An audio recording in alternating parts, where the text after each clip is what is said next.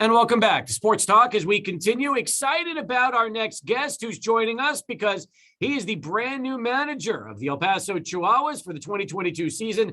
Happy to have Jared Sandberg with us right now on the program. Jared, first off, welcome to the show. Welcome to El Paso, and so excited about having you come into the Sun City here in the next couple months. Yeah, I'm really excited for the opportunity. I know my family is excited to, get to see and explore El Paso and the community. I'll tell you what, we've seen some names start to get released as far as some of the free agents that the Padres have signed during the offseason. And it's hard to keep track with the lockout in place, but there are some good names, especially some of the older veterans like Nomar Mazara, he seems like he's been around forever, Jared. He's only 26, but he signed a minor league free agent contract and has a chance to really resurrect his career in the National League with the Padres. You've got some other experienced vets in their mid to late 20s that have been playing pro ball for a while, and then a nice mix of young guys. And it seems like that's the model these days, isn't it? Young talent on their way up with guys that are either trying to get back or have been around for a while playing pro ball. Yeah, I mean, as far as the young guys coming up, it seems like minor league baseball is getting younger and younger. It's pretty crazy. And then, you sprinkle in a few of the veteran guys that can, help manage a clubhouse, teach those guys, along the way as far as winning, work ethic, how to play the game. So, yeah, it seems like that's kind of the blueprint, going forward. And we got a nice mix of that, so far. But, there'll be some more signings, as we get closer. And I'm looking forward to seeing what the roster would look like, and with my experience in AAA, knowing that I'm not going to know who that roster is or who's on that roster, what that roster looks like until way late in March. So looking forward to it. Absolutely. It's funny too because I've looked at the whole coaching staff. Have you had a chance to work with any of these guys before? Or is it going to be your first time really getting to know your hitting coach, your pitching coach, and everybody else in place? Yeah, it'll be my first interaction with all of them.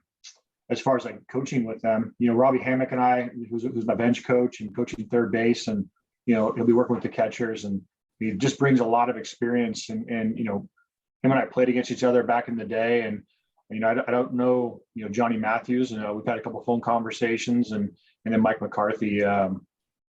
With his experience, I think he was in Pawtucket possibly when I was managing Durham. So.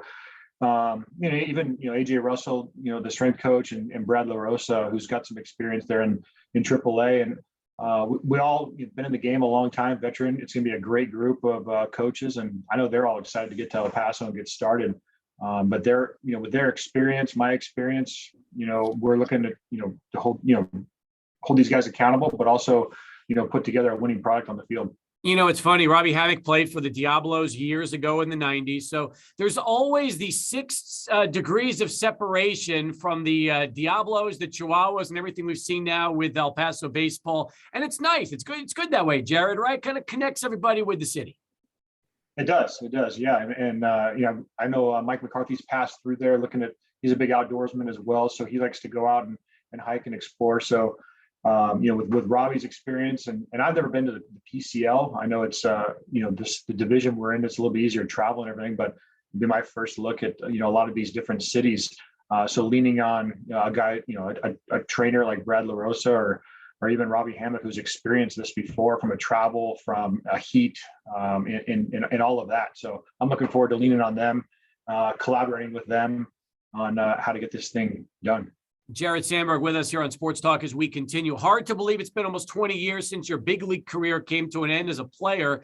And yet I'll look back to 25 years ago when you were coming into professional baseball. And I read this great article about you in the Tampa Bay Times saying that, well, you were so far ahead of your uncle, Ryan Sandberg, who was quoted of saying, well, he had better training through high school than I ever did. So he was so much far developed than he was. And now I look at how players today come into pro ball and what they have at their disposal and how many baseball facilities have computers, analytic, and what they're able to do. So I can't even imagine what it's like growing from somebody like yourself in the mid 90s when you were coming into pro ball to seeing guys now as they've kind of grown up in this age and they've seen their training and development take that next big step.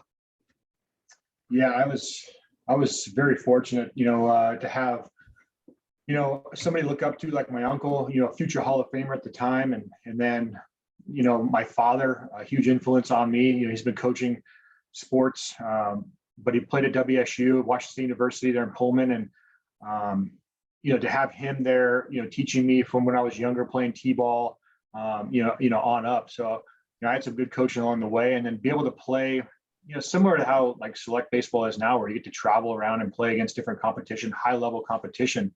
I was able to do that, a little bit here and there.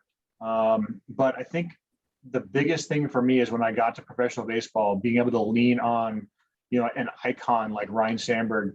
I didn't get to watch him very much. We didn't have WGN up here on our cable network. So whenever they played the Braves on TBS, that's when I get a chance to watch him. So I think it was before I went into my it was my first spring training, going into my second season. I went down to Phoenix and was able to live with him and his family. Margaret, his wife, took me in, and they had the 5 kids, and be able to live with him, work out with him every single day. At that point, he was making a comeback after a brief 1-year retirement, and we worked out together. And I got to see from a future Hall of Famer what it was like to prepare for spring training. So, these kids now, they have these, the computers, the analytics, and the facilities to be able to go out there and get themselves ready. But I was able to, do that one-on-one with Ryan Sandberg, and that was really a stepping stone for me. That's unbelievable. Plus, you also played other sports in high school. You golfed and you played basketball. Do you feel almost like some of that is lost with today's athletes because they're really being told to play a sport and stick to it almost 12 months out of the year? And it sometimes takes away from guys that have the ability to play 2, 3, or 4 different sports at the high school level.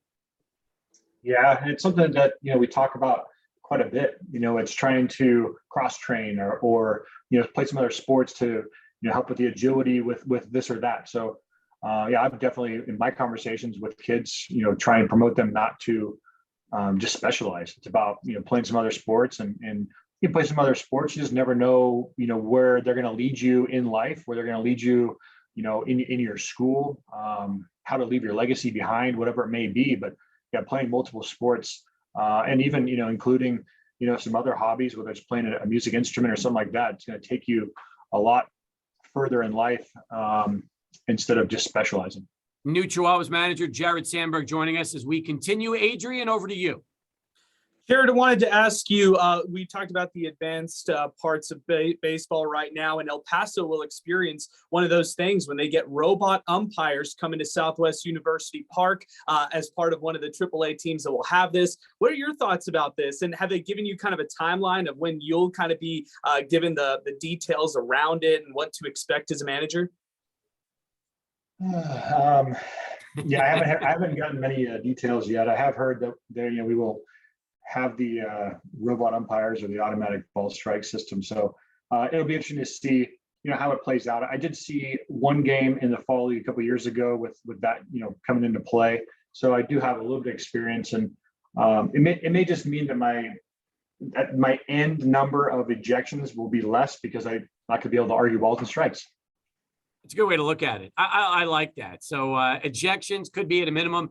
It's going to change the game, though, especially as hitters and pitchers start to realize certain spots that are going to be universal balls and strikes.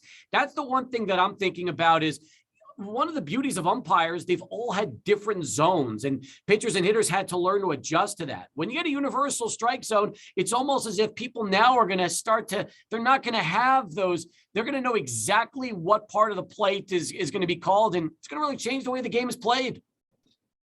It possibly could change it for sure. And, we're still learning all the details and everything, but I think in the end, the pitcher needs to throw the ball over the plate and the hitter needs to swing at strikes. And so, being able to learn the strike zone a lot sooner.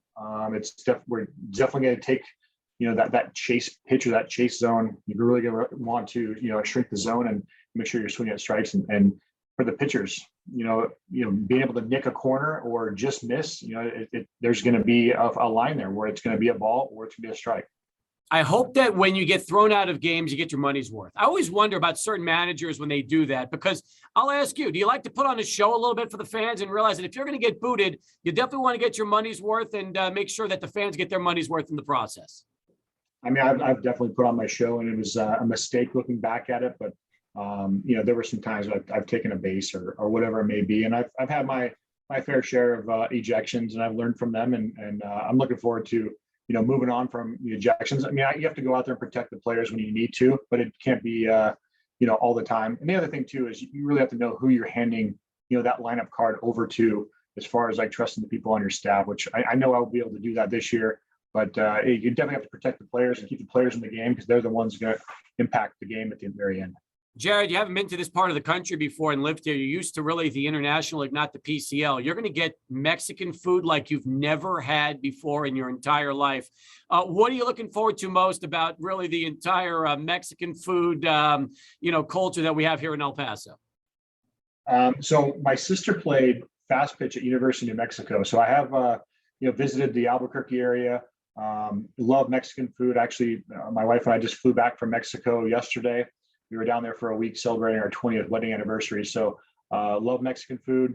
Probably some chilaquiles verde would be my favorite, nice. Topped with a couple eggs. So I'm looking forward to exploring, all the different food and enjoying ourselves. We have that, but we don't really consider New Mexico Mexican food. So you're going to guarantee when you come out of here, you're going to say there's no comparison between what you had in Albuquerque and what you have in El Paso. We promise you that. Deal. All right, listen, do me a favor. We're going to be carrying all the games with Tim all season long, and we want to keep in touch with you. So plan on coming back with us. We can talk baseball whenever, and enjoying the fact that we get to have a chance to see you here in a couple months manage the Chihuahuas. Yeah, looking forward to the fantastic season and meeting everybody.